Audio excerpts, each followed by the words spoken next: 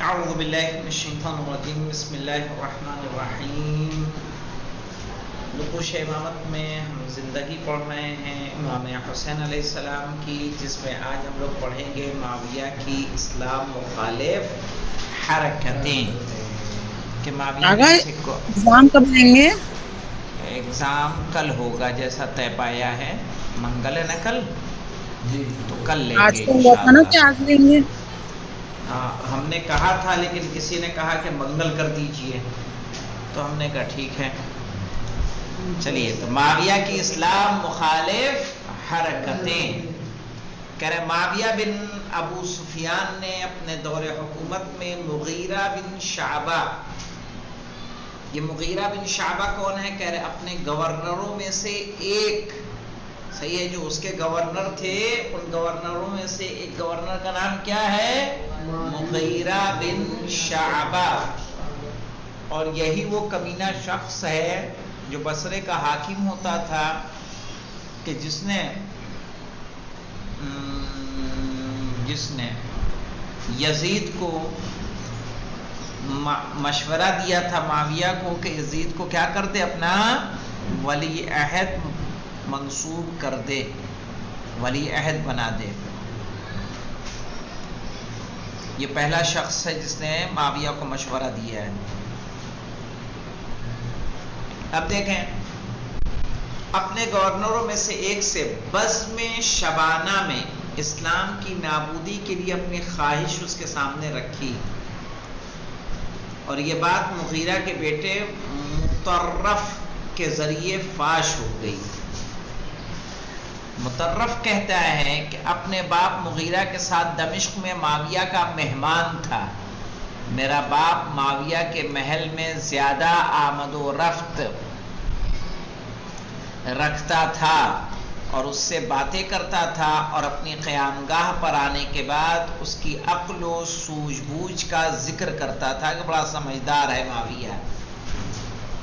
صحیح ہے، یہ کون بتا رہا ہے؟ مغیرہ کا بیٹا مطرف، صحیح ہے، اور اس کی تعریف کرتا تھا۔ لیکن ایک دن جب معاویہ کے محل سے واپس آیا تو بہت غمگین اور بے چین تھا۔ اسے دیکھ کر میں سمجھ گیا کہ یقیناً کوئی ایسا حادثہ پیش آ گیا ہے کہ جس کی وجہ سے وہ بے چین ہے۔ جب اس نے اس کی علت دریافت کی، علت جانتے ہو کس کو کہتے ہیں؟ وجہ، سبب دریافت کی، تو اس نے کہا کہ میرے بیٹے، میں آج زمانے کے سب سے زیادہ نجس شخص کے پاس سے آ رہا ہوں۔ کیا کہا؟ میں آج زمانے کے سب سے زیادہ نجس شخص کے پاس سے آ رہا ہوں۔ میں نے کہا کیوں، کیا ہوا کیا؟ تو اس نے جواب دیا، آج معاویہ کے ساتھ تنہائی میں گفتگو کر رہا تھا تو میں نے اس سے کہا کہ اب جب کہ تم اپنے مقصد کو حاصل کر لیا ہے، یعنی خلیفہ بن گئے ہو، صحیح، اور حکومت کو اپنے قبضے میں لے لیا ہے، تو کیا برا ہوگا کہ اگر تم اپنی زندگی کے آخری ایام میں لوگوں کے ساتھ عدالت و نیکی کا برتاؤ کرتے۔ صحیح ہے، اب تمہاری عمر تمام ہونے والی ہے، پیر قبر میں لٹک چکے ہیں، صحیح ہے، حکومت تم کو مل چکی ہے، اب کوئی ایسا مقصد نہیں ہے جو تمہیں پورا کرنا ہو، تو تم کیوں کچھ نیکی نہیں کرتے، اچھا برتاؤ کیوں نہیں کرتے، اور بنی ہاشم کے ساتھ اتنا برا سلوک نہ کرتے، چونکہ بہرحال وہ تمہارے قرابت داروں میں سے ہیں، اس کے علاوہ وہ اس وقت ایسی حالت میں بھی نہیں ہیں کہ ان کی طرف سے تمہاری حکومت کے لیے کوئی خطرہ پیش آ سکے۔ معاویہ نے جواب دیا، افسوس افسوس، ابو بکر نے خلافت کی اور عدالت کو رواج دیا، اور اس کے مرنے کے بعد صرف اس کا نام ہی باقی رہ گیا۔ عمر نے بھی 10 سال تک خلافت کی اور بہت سی زحمتیں اٹھائیں، لیکن اس کے مرنے کے بعد اس کے نام کے علاوہ کچھ باقی نہ رہا۔ اس کے بعد میرے بھائی عثمان نے، کہ جس کی شرافت کا کوئی دوسرا مقابلہ نہیں کر سکتا، نے حکومت کی، لیکن ان کے مرنے کے ساتھ ہی ان کا نام بھی دفن ہو گیا۔ لیکن عالم اسلام میں روزانہ 5 مرتبہ اس ہاشمی مرد کے نام سے لوگ آواز بلند کرتے ہیں اور کہتے ہیں اشہد ان محمد رسول اللہ۔ اذان میں کہا جاتا ہے کہ نہیں کہا جاتا ہے؟ اور اس نے کہا تھا ابن کبش، میں نے کسی مجلس میں پڑھا تھا، یہ تمہیں بتایا بھی تھا کہ کافر رسول خدا کو کہتے تھے، اے بکری چرانے والے کے بچے. کہ اب ایسے حالات میں کہ جبکہ ان تینوں کا نام مٹ چکا ہے اور محمد کا نام باقی ہے. عمر کو کوئی یاد نہیں کرتا، ابو بکر کو اس طرح یاد نہیں کرتا، عثمان کو کوئی اس طرح یاد نہیں کرتا ہے. اس کے علاوہ دوسرا کون سا راستہ ہے کہ ان کا نام بھی میرے مر کے دفن ہو جائے؟ صحیح ہے. تو کہا کہ اگر میں کوئی نیکی بھی کر لوں گا تو ہمارا بھی نام کوئی رہنے والا تو ہے نہیں، ہمارا نام بھی ختم ہو جانے والا ہے. کہہ رہے معاویہ کی یہ باتیں جو واضح طور پر اس کے کفر کی پردہ دری کرتی ہیں، یعنی پردہ اٹھاتی ہیں. صحیح ہے. اگر کوئی رسول کی رسالت کا انکار کر رہا ہے تو کیا وہ مسلمان ہوگا؟ اسلام کی پریبھاشا کیا ہے؟ پریبھاشا جانتے ہیں کیا ہوتا ہے؟ پریبھاشا سنا ہے کبھی؟ تعریف، ڈیفینیشن. اس کو ہندی میں کیا بولا جاتا ہے؟ پریبھاشا. اسلام کی پریبھاشا، اسلام کی ڈیفینیشن کیا ہے؟ رسول خدا کی حدیث کہہ رہی ہے کل من قال لا الہ الا اللہ محمد الرسول اللہ فہو مسلم. اگر کوئی لا الہ الا اللہ محمد الرسول اللہ کہہ رہا ہے تو وہ کیا ہوگا؟ مسلمان ہوگا. کوئی اگر رسول کی رسالت کا انکار کرے تو کیا مسلمان بچے گا وہ؟ تو کہہ رہے معاویہ کی یہ باتیں جو واضح طور پر اس کے کفر کی پردہ دری کرتی ہیں، جب راویان حدیث کے ذریعے سے عباسی خلیفہ مامون کے کانوں تک پہنچی تو اس نے اپنے ایک گشتی خط کے ذریعے حکم دیا کہ پورے ملک میں تمام لوگ معاویہ پر کیا کریں؟ لعنت کریں. گشتی خط جانتے ہیں کس کو بولتے ہیں؟ پھیری لگا لگا کے نہیں، رکشے پہ جیسے باندھ لیتے ہیں، مائک اور بیٹھ کے اعلان کرتے رہتے ہیں آٹو پہ بیٹھ کے. صحیح ہے. گشت کرنا ہے نہیں، گھوم گھوم کے لوگوں کو بتانا. تو صحیح ہے. جب معاویہ کو اس بات کا، مامون کو اس بات کا پتہ چلا تو مامون نے گشتی خط کے ذریعے نہیں پرچہ لے کے پڑھتے رہتے ہیں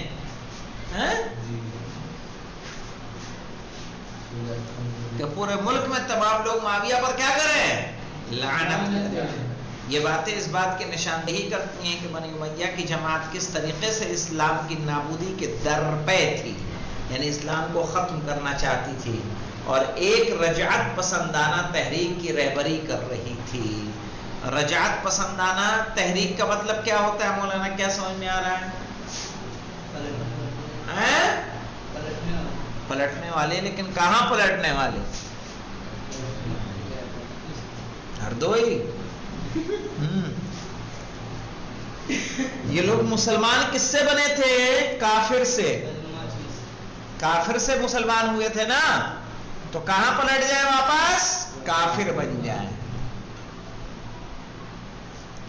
یزید کا اسلامی سماج کا کریہ چہرہ کیا ہے؟ یہ کریہ نہیں بیٹا، کریہ. اس کو کیا پڑھیں گے؟ کریہ. یزید اسلامی سماج کا کریہ چہرہ کیا معنی ہوگا؟ یعنی ناپسندیدہ.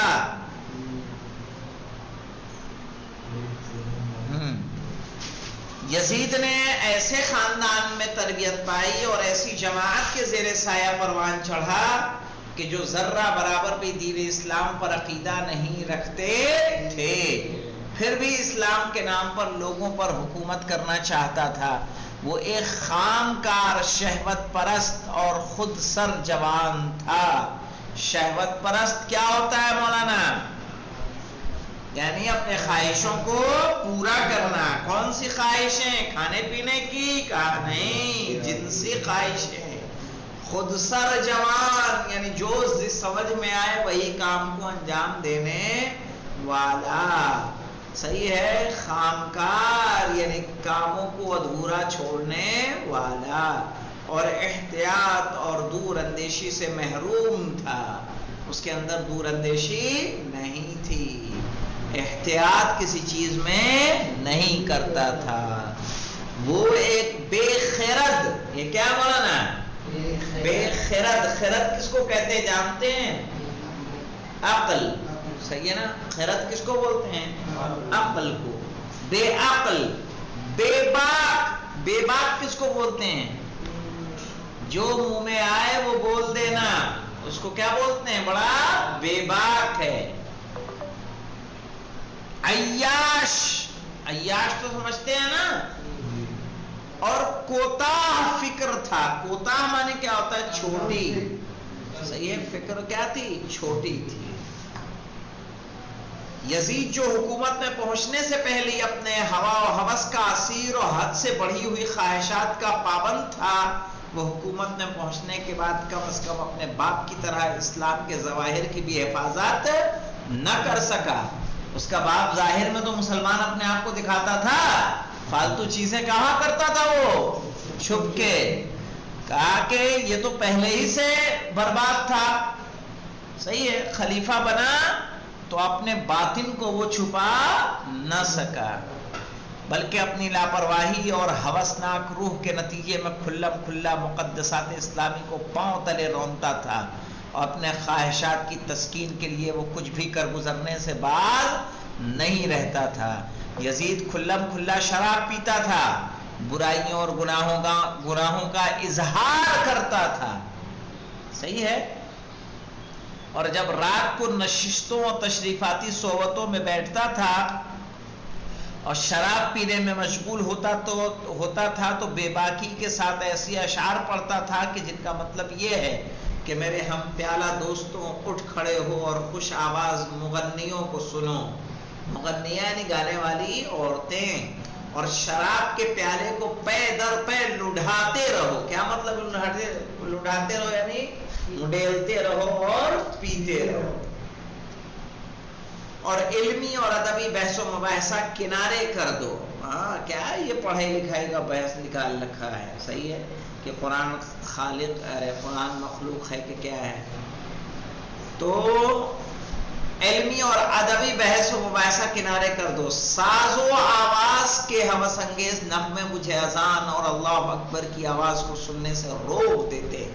ساز و آواز کے ہوس انگیز نغمے یعنی گانا بجانا جو ہوتا ہے، کہا وہ اتنا مجھے بھاتا ہے کہ اللہ اکبر کی آواز کو سننے سے بھی ہمیں کیا کر دیتا ہے؟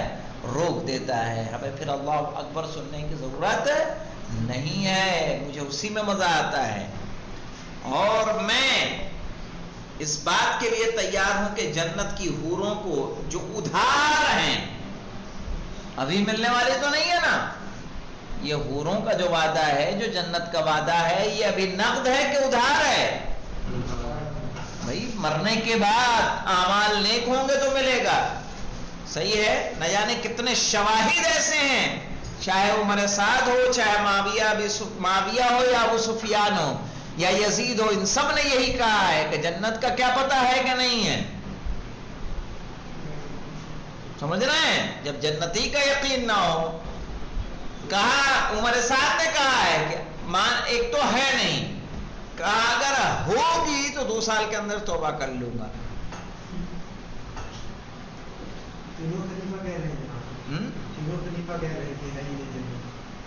نہیں، ابو سفیان خلیفہ نہیں تھا، یہ معاویہ کا باپ ہے.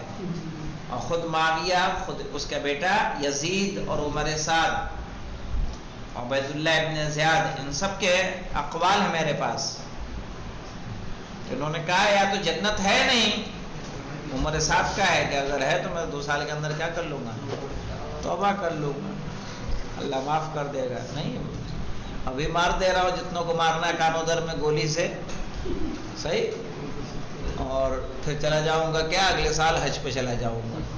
کیا ہو جائے گا؟ پاک ہو جاؤں گا. یہ ہے منطق کہیں کی؟ اللہ معاف کرے گا ایسے؟ صحیح ہے. آپ ایسے مجرم قرار پا رہے ہیں کہ عظیم شخصیت کو قتل کر رہے ہیں، کہ جو جس کو رسول خدا نے اپنے دوش پر زینت دی.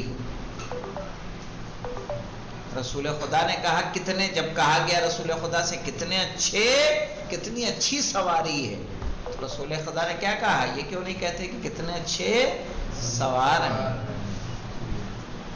تو یہ عظمت ہے کہ نہیں امام حسین علیہ السلام کی؟ آپ ان کو قتل کر رہے ہیں اور سوچ رہے ہیں 2 سال میں توبہ کر لیں گے ہم، اللہ ہمیں معاف کر دے گا۔ یہ عقل بندی نہیں ہے مولانا، توبے کی امید میں گناہوں کا کرنا بے وقوفی ہے۔ ہمیں کیا پتا ہے کہ ہم 2 سال زندہ رہیں گے، ہمیں حج کی توفیق ملے گی، عمرے کی توفیق ملے گی، کیا ہمارے گناہ معاف ہو جائیں گے؟ ہمیں لون ملنے والا ہے، ہم ملنے سے پہلے ہی ہم نے اپنا مکان گرا دیا۔ صحیح کہ لون ملے گا تو ہم کیا کر لیں گے؟ مکان بنا لیں گے۔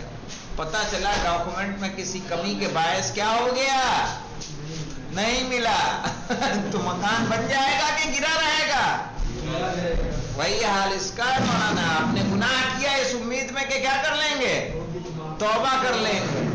یہ رمضان آئے گا، شب قدر میں استغفار کریں گے، ہو جائے گا کام اپنا، سارے اگلے پچھلے گناہ کیا ہو جائیں گے؟ معاف ہو جائیں گے۔ کیا آپ کو شب قدر نصیب بھی ہوگی یا نہیں؟ صحیح ہے، ایسا بھی تو ممکن ہے کہ آپ کی موت واقع ہو جائے، نہیں بھی موت واقع ہوئی ممکن ہے کہ کسی آپ ایسے کام میں مصروف ہو جائیں کہ وہ آپ کو کیا وہ سعادت ہی نصیب نہ ہو۔ ہے مولانا، کیسے ایسے لوگ ہیں؟ میں ایک بستی میں گیا تھا تبلیغ کے لیے رمضان میں، تو ایک صاحب کو میں نے کہا چلیے آئیے مسجد چلتے ہیں، بولے مولانا پانی دینا ہے کھیت میں۔ ان کو فضیلت بتا رہا ہوں کہ آج کی رات جیسی کوئی رات نہیں ہے، اس میں کیا گیا کام 1000 گنا درجہ رکھتا ہے، اور 23ویں شب قدر تو اپنے یہاں کتنی اہم ہے۔ بولے مولانا کھیت میں پانی دینا ہے، میں نے کہا کل نہیں دے سکتے؟ بولے کہ وہ کھیت مرجھا جائے گا۔ ٹھیک ہے بھائی، جائے گا، کیا کر سکتا ہے؟ تو ممکن ہے کہ نہیں ممکن ہے؟ پتا چلا کہ اسی شب قدر کے اس میں جو ہے آپ کے پیٹ درد ہو گیا، جا کے اسپتال میں ایڈمٹ ہو گئے، تو بے کہ اللہ کریں گے بستر پہ رہ کے آپ؟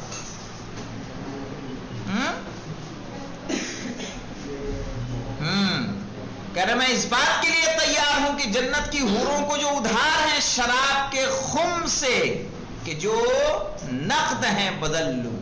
شراب تو ابھی مجھے مل رہی ہے، حور نہ ملے کب ملے گی پتہ نہیں، جو ابھی مل رہی اسے لے لو۔ نقد بال ہمارا اور ادھار ان افراد کے لیے ہے جو قیامت کا عقیدہ رکھتے ہیں۔ نقد ہمارا ہے، ادھار ان کے لیے چھوڑ دو۔ اور اس جرأت کے ساتھ مقدسات اسلام کے ساتھ بدزمانی کرتا تھا، وہ صراحت کے ساتھ موضوع رسالت و حضرت محمد مصطفیٰ پر وحی کے نازل ہونے کا انکار کرتا تھا۔ ما جاء خبر ولا وحی نزل لعبت بنو ہاشم بالملک۔ یزید کے اشعار ہیں کہ بنی ہاشم نے کیا کیا تھا؟ خلافت کا ڈھونگ رچا تھا خالی۔ ما جاء خبر ولا وحی نزل، نہ کوئی وحی آئی ہے نہ کوئی قرآن کی آیت نازل ہوئی ہے۔ تو ظاہر ہے اس کا مطلب کیا ہے مولانا؟ کیا اس کا عقیدہ ہے اسلام پر، قیامت پر، رسول پر، قرآن پر؟ نہیں۔ اور اپنے دادا ابو سفیان کی طرح ان تمام باتوں کو ایک وہم و خیال سے زیادہ نہیں سمجھتا تھا۔ جیسا کہ امام حسین پر ظاہری کامیابی کے بعد اس نے چند اشعار کے ضمن میں کہا کہ بنی ہاشم نے حکومت کے ساتھ کھیل کھیلے، ورنہ غیب سے نہ کوئی خبر آئی ہے اور نہ کوئی وحی نازل ہوئی ہے۔ اس وقت اس نے اسلام کے ان سرداروں سے اپنے دیرینہ کینے کو یاد کیا۔ مولانا کیا کہا تھا؟ اے اہل بدر کہاں ہو، آؤ تمہارا یہ بدلہ ہے، یہ بدر والوں کا بدلہ ہے۔ تو بدر میں مسلمانوں کے مقابلے کون تھے؟ مسلمان یا کافر؟ کس کے بیچ ہوئی ہے جنگ بدر؟ مسلمانوں اور کفار قریش کے بیچ ہوئی ہے۔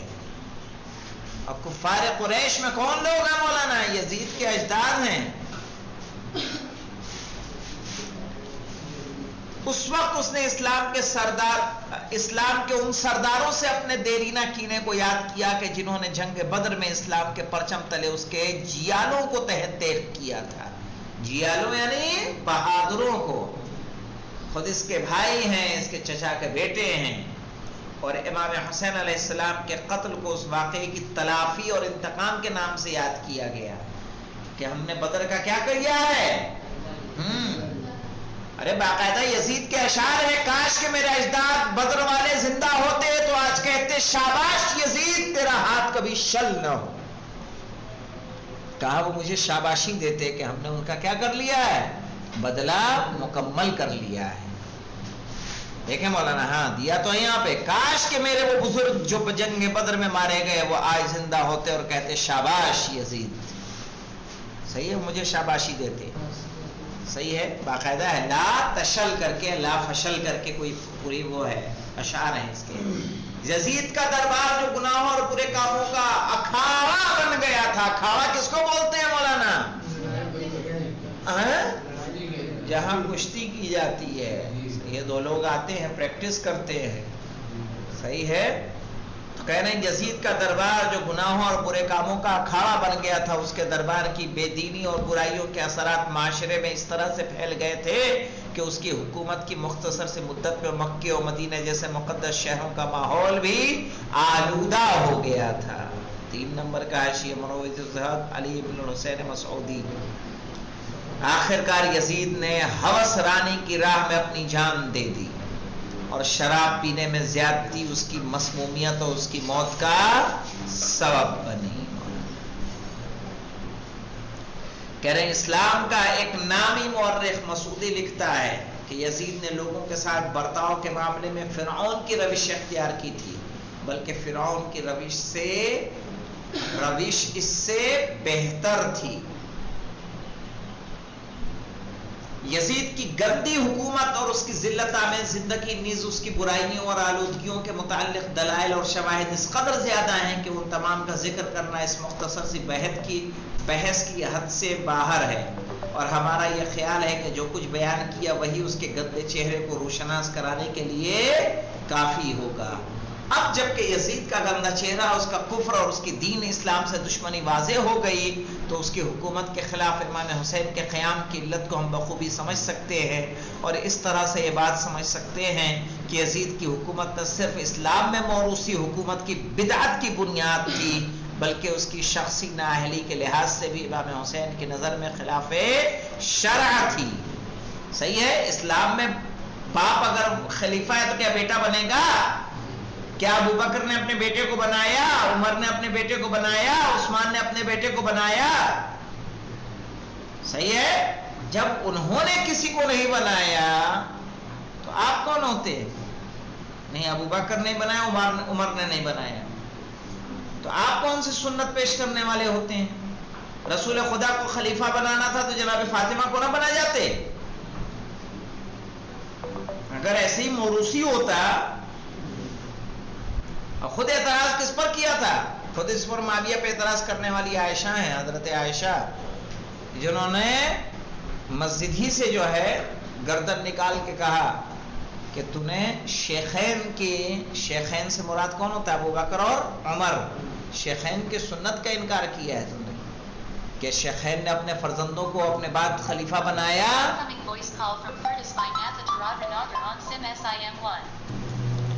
تو وہ خود نااہل تھا ایک تو، صحیح ہے، اور اس کی یہ موروثی خلافت تھی جو اسلام کی کیا تھی؟ خلاف تھی۔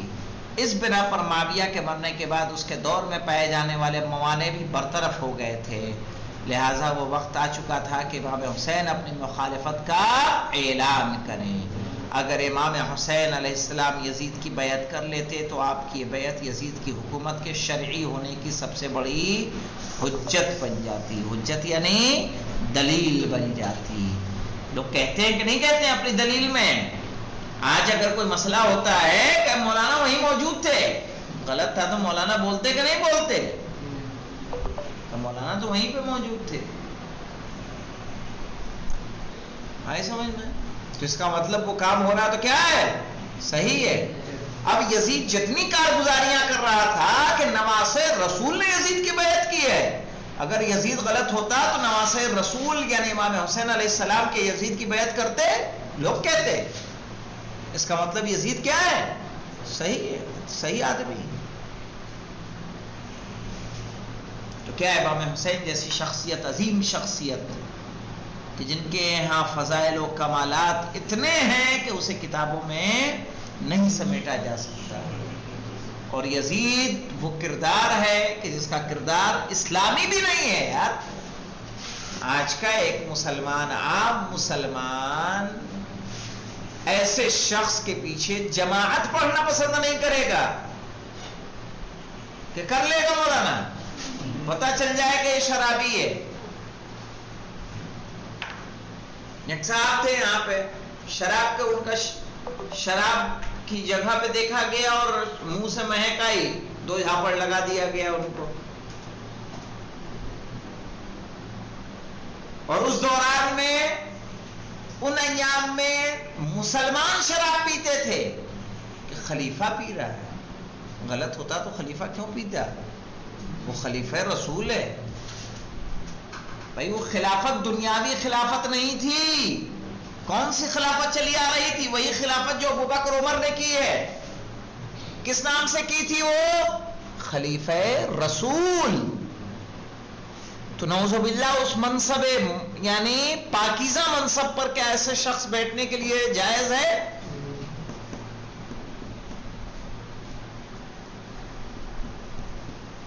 خلافت اقوال امام حسین میں ہے کہ خلافت آل ابو سفیان پہ حرام ہے رسول خدا کے قول کے مطابق.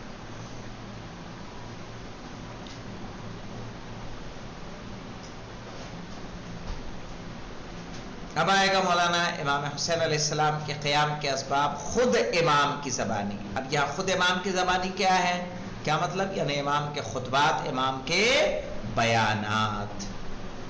ٹھیک ہے، اس میں انشاءاللہ وہ خطبے جو امام نے مدینے سے چلتے ہوئے دیے ہیں وہ سارے ذکر ہوں گے. والحمدللہ رب العالمین.